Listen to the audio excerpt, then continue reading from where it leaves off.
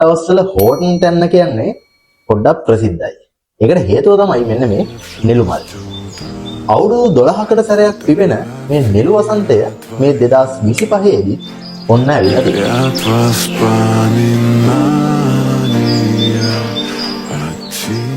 මේක දැක්ක ගමන් මට ආපු ප්‍රශ්නයක් තමයි ඇයි මේක අවුරුදු 12කට සැරයක් විතරක් පිපෙන්නේ? කොහොමද හරියටම අවුරුදු 12කට සැරයක් කියලා දන්නේ?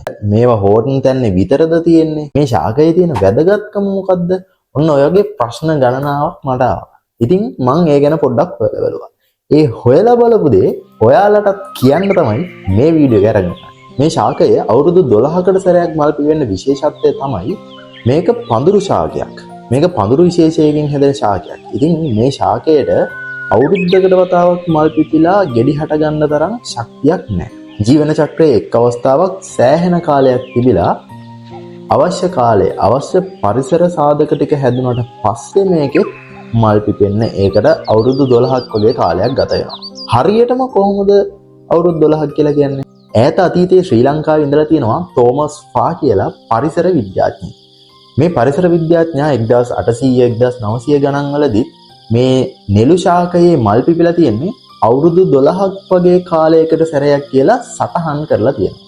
ඒ වගේම තමයි මෑත කාලින උදාහරණයක් විදිහට බැලුවොත් අවසානට මේ ශාකවල මල් පිපිලා තියෙන්නේ 2013 සැප්තැම්බර්. මේ ඇවිල්ලා 2025 සැප්තැම්බර් අග හා ඔක්තෝබර් මුල. දවස් ටිකනේ මේ යන්නේ. ඉතින් හරියටම අවුරුදු 12ක් ගිහිල්ලා තියෙනවා. මධ්‍යම කඳුකරයේ පිදුරු තලාගල නකල්ස් වගේ කඳුවලත් මෙන්න මේ නෙළු මල් පිපෙනවා.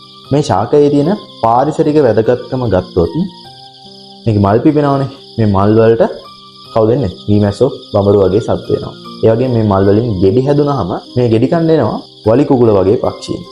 මේ පක්ෂීන් ඇවිල්ලා මේ ගෙඩි කාලා මත් වෙලා වැටුනහම ඒ පක්ෂීන් ආහාරයට ගන්න එනවා කඳුකර කොටි වගේ සත්. ඉතින් බලන්න මේ ශාකය සෝබාදහමේ තියෙන ආහාර දාමයට කොයිතරම් ඍජුව සම්බන්ධ වෙනවද? ඒ වගේම තව දෙයක්. අවසාන වශයෙන් මම මේක කියන්නම්. ඔයාලා මේ නෙළු මල් බලන්න හෝටන් තැන්නට යනවා නම් මේ මල් ශාක අල්ලන්න හිතන්නවත් එපා. මොකද මේ නෙළු කියන ශාකය වනසත්ව හා වෘක්ෂලතා ආඥා පනත යටතේ ආරක්ෂිත ශාකයක්.